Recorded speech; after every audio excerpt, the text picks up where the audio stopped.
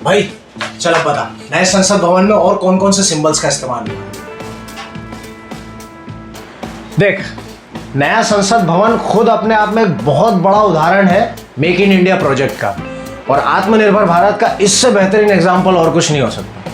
देख, भारत एक ऐसा देश है जिसके हर कोने में हमें उसकी हजारों साल पुरानी संस्कृति के चिन्ह बड़ी आसानी से देखने को मिल जाते हैं, और इस भारतीय संस्कृति को श्री बिमल पटेल ने भवन को डिजाइन करते समय विशेष महत्व दिया है, और इसमें सरकार ने उनका बखूबी साथ दिया है। सेंगोल इसका एक जीता जागता उदाहरण है, जो कि कल तुझे मैं बता चुका हूँ। चल अब मैं तुझे बताता हूँ कि नए संसद भवन में कौन से प्रतीकों का इस्तेमाल हुआ है।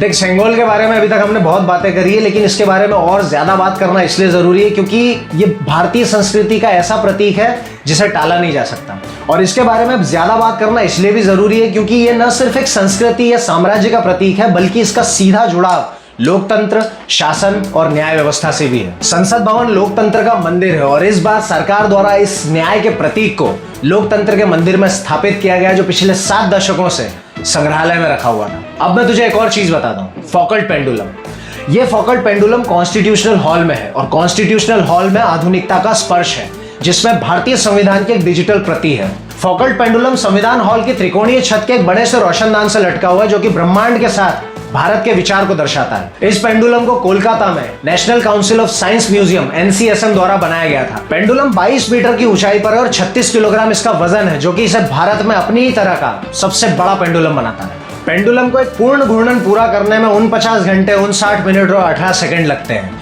और पेंडुलम के सारे घटकों का निर्माण भारत में ही किया गया है। इसके बाद अगला चिन्ह है लोकसभा कक्ष। नया लोकसभा कक्ष पहले से न सिर्फ काफी विशाल बल्कि मोर की तरह खूबसूरत भी बनाया गया है, और उसे इस तरह बनाने के पीछे जो संदेश है वो सिर्फ इतना है कि नया लोकसभा कक्ष सिर्फ उन गिने चुने नेताओं का नहीं, बल्कि 140 करोड़ भारतीयों का भी है। अगला है राज्यसभा कक्ष। जैसा कि तुझे पता है कि राज्यसभा कक्ष का डिजाइन राष्ट्रीय फूल कमल को देखते हुए बनाया गया है, जिसका सीधा संदेश सिर्फ इतना है कि इस लोकतंत्र के मंदिर से जो भी फैसला निकले वो देश के हित में ही हो और जनता को फलने फूलने का अवसर दे।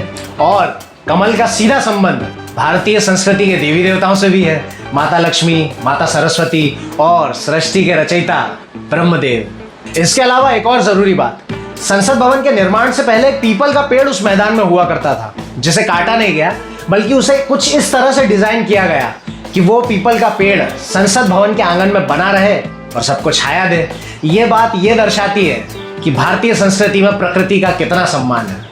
नए संसद भवन के आर्किटेक्ट बिमल पटेल ने बताया कि भवन में लगे झरोके भी खास हैं, और हर झरोके में लगी हर जाली किसी न किसी भारतीय संस्कृति का प्रतीक है, और उन्हीं से प्रेरणा लेकर उसे डिजाइन किया गया है। नया संसद भवन अपने आप में इसलिए भी खास है क्योंकि न सिर्फ ये रिकॉर्ड टाइम में बनकर तैयार हुआ, बल्कि इसके कण कण में भारतीय संस्कृति की झलक है। और आया समझ में? हाँ, तो बोलो भारत माता की जय और लग जाओ काम पर। कर दो लाइक, फैला दो वीडियो को, और इंडिया लीडर चैनल को सब्सक्राइब कर दो।